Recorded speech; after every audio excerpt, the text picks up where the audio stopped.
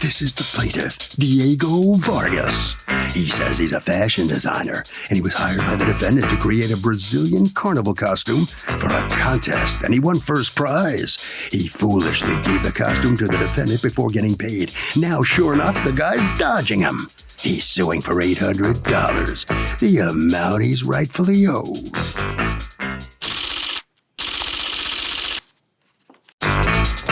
This is the defendant, Velcinel Navarro.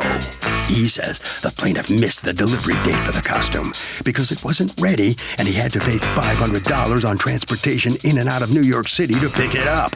If that weren't bad enough, the costume was missing the colored stones. He had to rush out and buy some and glue them on. And he won the grand prize. Well, bottom line, the plaintiff completed only half the job and he owes him nothing. He's accused of not willing to pay in full. All parties, please raise your right hand. Be seated. Come to order, please.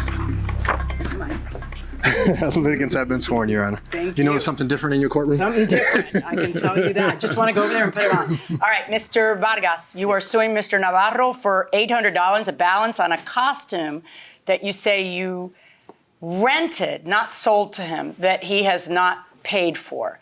All right, how do you two know each other to begin with? He contacted to me in Facebook in the beginning of January. Did you know each other before that or no? No. Okay, so he contacts you through Facebook because I guess you had advertised there? Yes. What's your business? I work I'm costume designer. Costume designer. And then I go to every year for more than 10 years in the same contest. It's a contest in Memorial Day weekend, especially in Pennsylvania. A contest, yes, got it. Yes. It's a costume contest. A costume contest. All right, you go to that contest? Yeah, and I am designer, and I'll do every year the same thing. Okay, so go ahead. Where's the contest? It's in Pennsylvania. So is there a money prize? Yeah. How much is a money prize? $1,400, Okay. crown and sash. All right, is there a written contract between the two of you?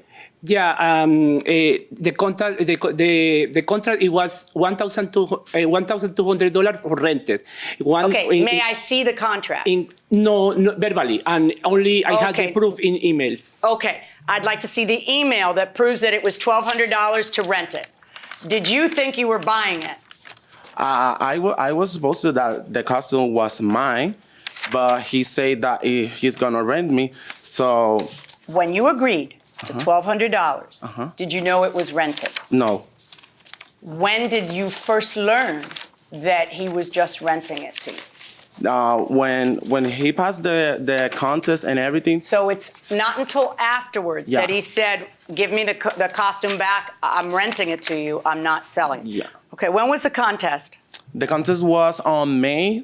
Did you ever meet in person? Yeah, I was. I Okay. drive to his home. I take the train to his home to meet him before that he made the costume. And did you have some sketches that you showed him about what it is you wanted? I have pictures of that on my phone. And Okay, can I see the pictures that you showed him to show him what you wanted? To show the, okay. There we go.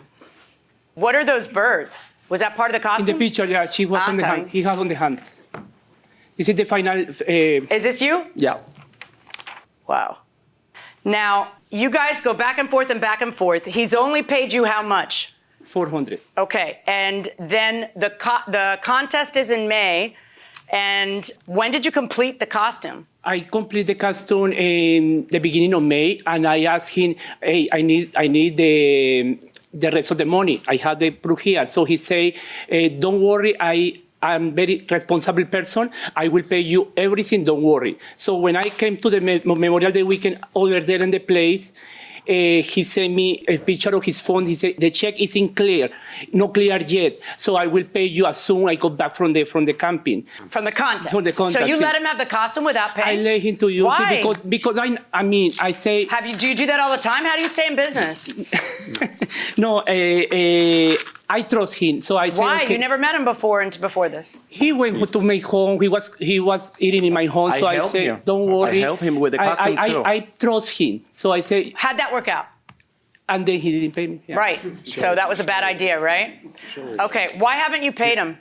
Okay. First of all, when he talking with me about the costume, I think that I'm gonna pay all the money because he's gonna do all the work, the bodysuit, the back, and everything. He no made all the costume. I paid extra money for another designer just to make the bodysuit because before. Okay, now show me proof that he. Yeah. Were you supposed to make the bodysuit? Your Honor, I was doing my costume in my home, everything on my costume. So he said me, don't worry, I'm going to take care about the bodysuit.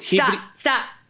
Proof to me that he said, forget about doing the bodysuit. Show me that. He called me. Oh, here we go again. See, this is called a contract, gentlemen. And yes, verbal contracts can be enforceable, but we can't even get past what the heck was agreed upon for the money. I don't know if it was a rental or a purchase. I don't know if you were supposed to do the bodysuit or he told you to forget about it. Can you show me proof of the things that you are saying? I have it. By the way, let me ask you a question. How did the costume end up in his hands? Because when I finished the pageant, when I won and everything. Oh, you won? Yeah, I won the pageant. And you won $1,000? Yeah. Okay.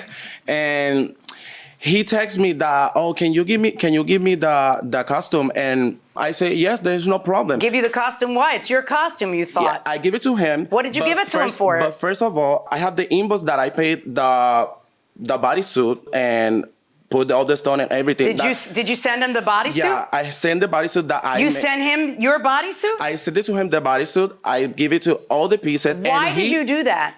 Because, well, he was good with me, and I just give it to him.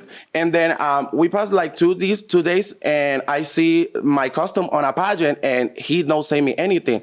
And what did you think he was going to do with it besides rent it out? What did you think he was going to do with it? Well, when I see the picture, I think this is going to rent. So that's what I don't pay the other money for him. Why don't you call him and say, here, I'll give you the $800, you give me back my costume? Never. I don't call him. Because it's easier not to pay the $800. Because what are you going to do? Wear the costume again? Welcome back to People's Court, Harvey Levin here. So, if the costume wasn't perfect, but a lot of it was right, does the costumer get some money or no money? Some money, because some work was put in, but not all of it. But the customer's still dissatisfied, right? I don't think you have to pay them because you hired them to do a job and they didn't complete the job. So it's all or nothing? I think it's all or nothing. Okay, who's going to be the tiebreaker? All or nothing, because I cannot wear half of the costume. I have to wear all of it. So it's all or nothing? Uh-huh. Okay, well, that's a pretty good argument, actually, going inside the courtroom. Did you ever find what I asked you to find? The proof of what you are saying? I talked to him. We was talking to him. Once again, so the answer is no. You have no proof. Do you have the text where he says, can I have the costume back? Well, now here, I don't have it. Do you have texts that show how you asked for the costume back? Yes. May I see them? Your Honor. Who are you? I was there at the show, at the pageant. I'm his husband, so I watched him make the costume. And I've read the text going back and forth. He acknowledges he owes the money. He all the time said me. Is it after or before he returned the costume? After and before. He said me. Show me the texts that are after he returned the costume where he acknowledges he owes the money. That's what I need. Yeah. And he said, okay, no problem. It's a good thing I read Spanish, huh? Ay, thanks God. Are you supposed to have returned the bodysuit? No, nothing. Okay. Let me say a few things. First of all, on June 3rd, he writes to you and he says, hello, I'm sorry to bother you, but it doesn't seem fair that even at this stage, you still have not paid me the $800. 2 weeks before the contest, you told me not to worry, that you understand, that you are pledging you will take care of it, and that you will absolutely pay me before the contest. You even sent me a picture of a check that was deposited in your account for me to know that you were going to pay me. And now what? And then he says, 5 hours later, I am going to New Jersey to pick up the headdress because I have it rented for Saturday. Yes. And you say to him, Papi, I'm so sorry, but I went into the account, the money didn't make it, blah, blah, blah. I can pay you $400 this week and $400 next week. I'm asking you to please forgive me. And you say, okay, come and get it. And he says, okay, no problem, I'm coming Wednesday. So you know he was going to rent it out. That's what's weird. He was so happy when he won, and he said, I don't have how to pay you all this, what you did for me. And then he asks you to loan him the brown bodysuit for the other person. And you say, okay, baby, no problem. Where's the brown bodysuit? I could give it to him. Where is it? It's in my home. Why isn't it here? Oh. But there is the thing. I come to his house and I do the half of the costume too. So what? And You did that because it's fun. You knew you were going to have to pay him. You can't help him do the bodysuit because it's fun for you, and then turn around and say, I'm going to pay you less. I mean, you know you're wrong, because here you are June 3rd begging for forgiveness. You know you're wrong. June 13th, you're promising that you won't fail him. But he's still renting the costume. So what? You're not saying, hey, you clown, you're renting my costume. You're saying, I owe you the money, I'll pay you. Stop talking, stop talking. Stop talking. July 10th, because he hears nothing from you, he texts you and you answer, oh, yes, my love, I had a few problems, but I'm getting everything together to pay you. You're not saying, what are you talking about? You rented it out. You're saying, I owe you the money, I owe you the money. If it's good enough for you, why can't it be good enough for me? Based on the text that I am seeing, I am finding in your favor in the amount of the $800. I think it probably was rented. I think that the joy of winning is actually that glorious. The fact that you say, I want to rent it out, and he says, oh, yes, come by, pick it up. And then you say, can I also borrow the brown? Yes, sure. I think it's pretty obvious he doesn't have a claim to this anymore.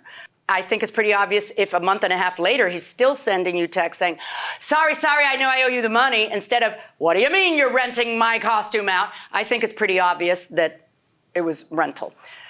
I have a piece of advice for you, okay? From now on, if you can't do contracts, then at least send an email. It says, I would like to acknowledge that this is our agreement. I will do XYZ. You will pay me XYZ on these dates and that. Please respond to this email. They respond, print both out, put it to a side, right? So easy, right? Okay. I am ordering you to pay the $800, but I am ordering you to return the bodysuit. I will. Because I don't believe that the bodysuit belongs to you. Yeah. So we will make the arrangements with Officer McIntosh now to have the transfer of those two things, okay? Good luck, gentlemen. Thank you. You look beautiful. Thank you. So having a text chain that shows exactly what's going on between two people, as you can see in this case, that is gold, and bring it into court.